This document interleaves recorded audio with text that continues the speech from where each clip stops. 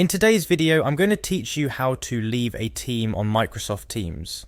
Whether you're tidying up your digital workspace or simply leaving a project you're no longer involved with, Microsoft Teams makes it straightforward to step away from a team when you need to.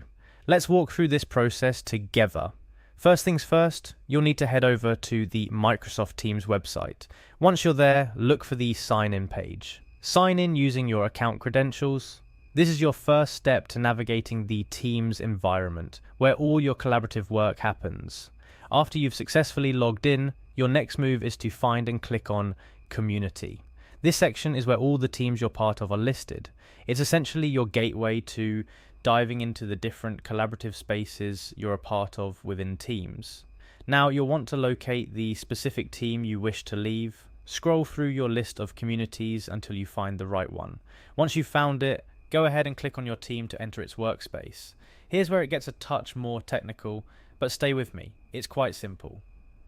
Look for the three dots, also known as the More Options menu next to the team's name. This menu is your key to accessing further actions you can take within the team. Within this menu, you'll find the option labeled Leave Community. This is exactly what you're looking for. Click on it. A prompt might appear asking you to confirm your decision to leave the team. If you're sure about your decision, go ahead and confirm. And just like that, you've successfully left a team on Microsoft Teams. It's a handy feature that gives you control over your digital workspace and ensures that you're only part of the teams that are relevant to you. Remember, leaving a team is a significant action. Make sure you've saved any important information or documents before you leave, as you might not have access to them afterward.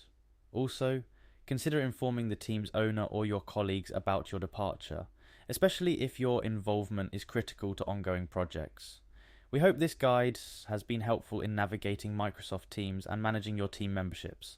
With just a few clicks, you can keep your workspace organized and focused on what matters most to you.